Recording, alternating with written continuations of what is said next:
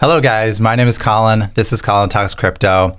I have been enjoying a beautiful tropical vacation and I have just taken some time off. I'm back. I've been keeping an eye on the markets. Right in the middle of my vacation, the crypto prices plummeted. But I have been keeping my eye on things and I want to just quickly go over a few topics of interest. Obviously, coronavirus is all over the news. It's everywhere, left, right, and center. You can't escape it no matter where you look. The U.S. Treasury yield curve has hit new lows for the 1 month to 3 months. We're at 0.1%, 0.2%, 0.3% returns. Very, very low. We have stocks like Boeing down from 336 down to 100, absolutely plummeting. That's down 70% over a 3-week period. And likewise, and similar with Google, also known as Alphabet, Google stock has gone down from 1,500 to currently a little over 1,000. And that is a 28% drop. So some stocks are absolutely crashing. And the sad thing about that is that Trump is likely going to bail these companies out. He's going to print money and basically pump up their values. So much for a free economy, right? It's also looking like we're going to all in America be getting a free handout of money, a helicopter money, over $1,000 most likely, printed and handed out to every adult citizen in America. And if you are excited about that prospect, then you are not looking at this correctly, because what this actually is a theft from every American. It's the sneakiest kind of theft you can have. You get a check with some money and you think you earned something. But really what it just did is it devalued everyone's dollars. So the costs go up and everyone's money, everyone's savings, if you have any, all are worth less and less. So this helicopter money is just another inflation in the economy. I wish they wouldn't do it. I really wish they wouldn't bail out companies like Google and Boeing. Allow the free market to operate. That's what we need. All this manipulation is so sickening to watch.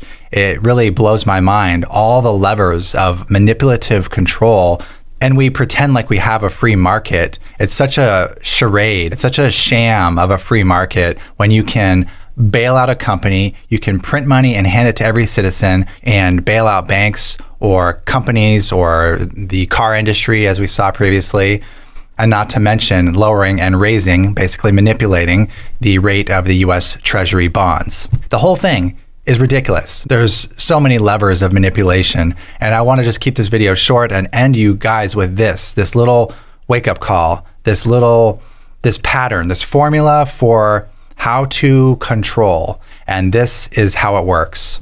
This is the same for 9/11 with the terrorist attacks. This is the same for right now with the coronavirus. This is the same for back when there was World War I, World War II. Every major disaster has been used in this same formula. So step one, design a trigger for the financial crisis. That could be anything from the coronavirus, that could be the 9/11 terrorist attack. And if you read Edward Snowden's book, you'll realize that that event was the blowback created directly by America itself. That could be World War I, World War II. It could be any of these things, could be designed triggers.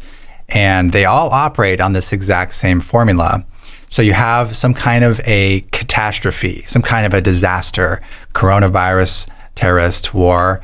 And then when it's in full force, in full swing, and everyone's in a giant panic, you blame that trigger. You blame the war, you blame the coronavirus, you blame the terrorist attacks for the outcome that it's creating. You blame it for the negative economic impacts.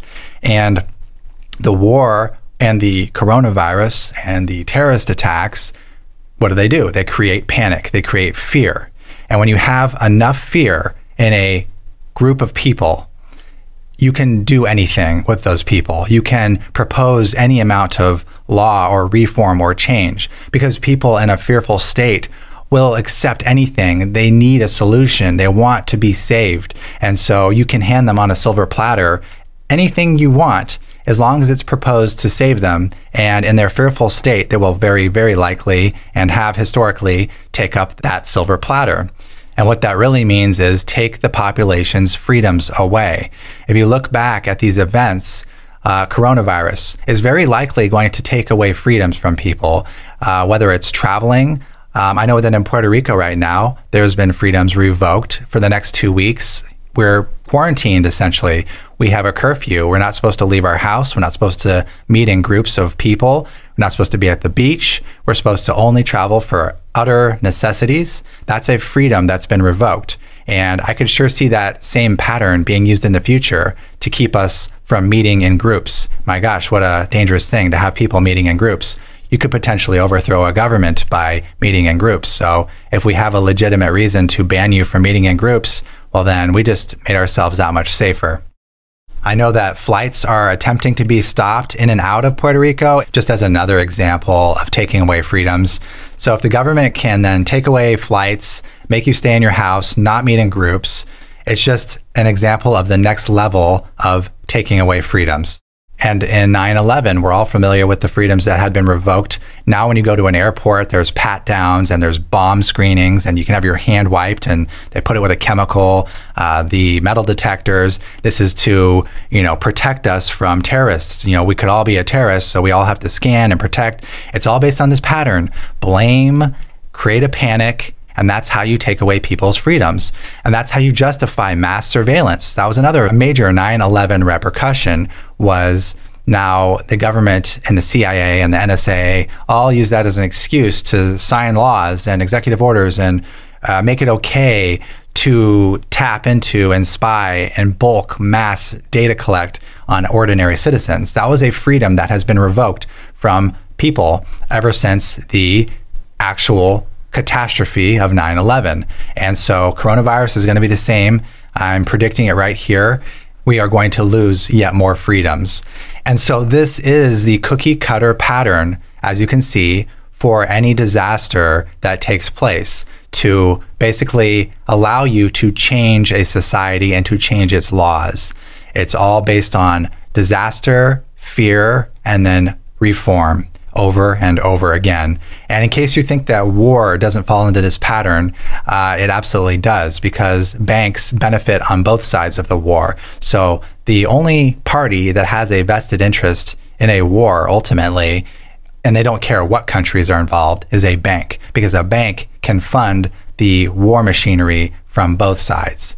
Okay guys, I don't think I've mentioned crypto or Bitcoin once in this entire video, but I think that you get the idea, and the solution for all of this manipulation, the yield curve being manipulated and set with different rates to try to change the economy, stocks such as Boeing and Google who are crashing and likely going to be bailed out, helicopter money being issued by the Federal Reserve and by the government, another form of inflation.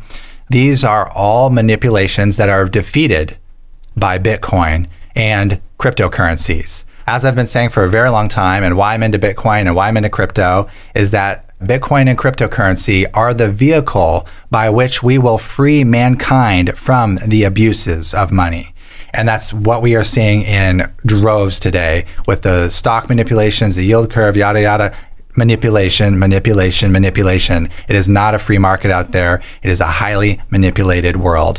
And the one thing that we are sure of is that Bitcoin's inflationary rate is a certain exact amount. We know that it'll be exactly this much on this day, this much on this year, etc. And that is something that we do not have with fiat and traditional markets. And that is why I'm so excited about Bitcoin and about what cryptocurrency brings to the table.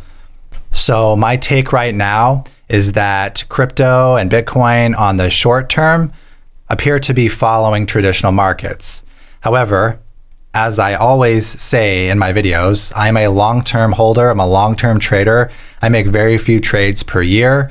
I don't try to day trade. I think that's the quickest way to lose money. And in my opinion, cryptocurrencies, Bitcoin, gold, silver, which are non-debt-based assets, will come out on top. Non-debt-based assets will be the assets that profit tremendously when money is looking for a safe haven. And so I know where my money's going to be. It's going to be in those things I just mentioned. I understand in the short term it's a bit painful. We've seen some big drops, but we've seen big drops almost everywhere. There's not really much that's climbing right now. So I'm not going to keep my money in dollars. I hear a lot of people saying that they're going to take their money and put it into fiat. I mean, that's maybe a short-term game plan, but again, I don't play short-term game plans. I do it long. And I view non-debt-based assets such as crypto and Bitcoin as the assets that are going to climb tremendously in the long term. So I'm still very bullish about crypto. I'm still very bullish about Bitcoin. We have a halving coming up soon. The price usually tanks a little bit before the halving anyways. We may have some rough times ahead in crypto, but 6 months after the halving, the price usually goes parabolic. And I see this as being no different. I think that once we shake out all the weak hands, the money's going to begin to flow into safe haven assets. And that's when crypto and altcoins are going to be riding pretty. It might take a year. That's okay. I was already waiting for a year. Absolute power corrupts, absolutely. And that's why we need to take the power out of people's hands and put it into math. Thanks very much, guys. Have a great day.